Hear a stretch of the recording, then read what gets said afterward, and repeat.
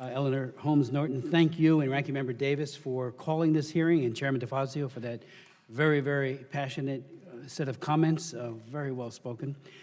For the invitation to speak on Sammy's Law, a comprehensive bipartisan legislative initiative designed to more seriously protect passengers, especially women, who utilize rideshare services including Uber and Lyft from sexual assault and other forms of violence. The idea for this legislation came directly from the grieving parents of a young woman from my district, brutally murdered by a fake Uber driver.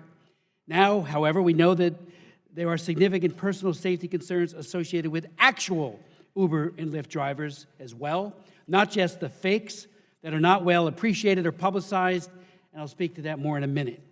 Last March, University of South Carolina senior Sammy Josephson left a late-night outing with her friends alone because she had to work early Saturday morning.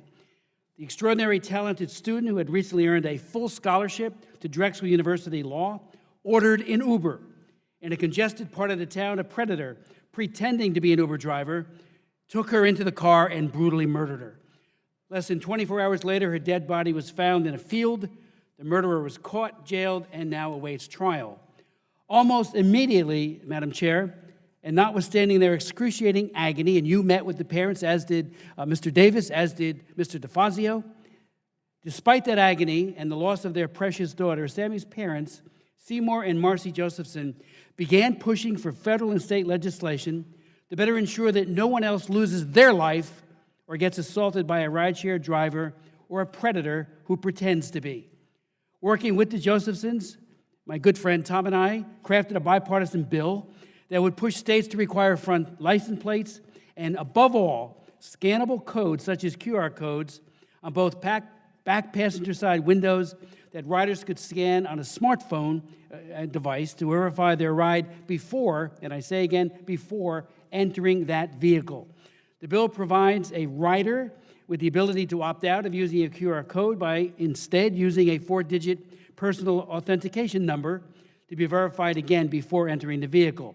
I want to point out that the personal number was an excellent idea suggested by the National Federation of the Blind, who have endorsed the bill, and I would ask that their letter endorsing the bill be made a part of the record. These measures would not only ensure vehicle and driver identification for riders, assist law enforcement in tracking harmful offenders, but protects drivers as well by confirming the passenger.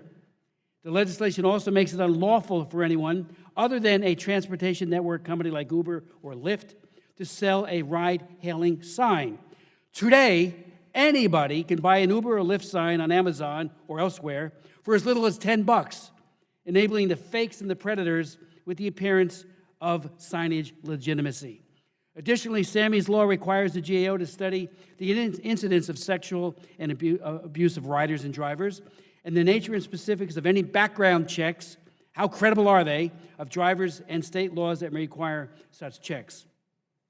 Madam Chair, in April of 2018, an investigation by CNN pointed out that after searching police reports, this is their quote, federal court records and county databases for 20 major cities, they found that 103 Uber drivers have been accused of sexual assault or abuse. However, the story notes that the numbers suggest that there may be many more overall incidents of abuse than the 103 cases. They told the story of a woman who had passed out in the back seat of an Uber. When she regained consciousness, the driver was on top of her, raping her 1 block from her home. The police picked up the man, John David Sanchez. They found videos of Sanchez raping other women and abusing teenagers dating back 5 years. In November, he was sentenced to 80 years of prison for those horrible crimes. What kind of background check did Uber do on this particular individual who did such heinous things? The report notes that Uber was made aware of CNN's reporting for the story, but the company failed to make any executives available, and it canceled an on-camera interview with an Uber executive. They didn't show up today either. Last month, 14 women sued Lyft for mishandling their sexual assault complaints against drivers. It was carried by The Hill. Some of you may have seen it. I read each of their stories, and that number is growing.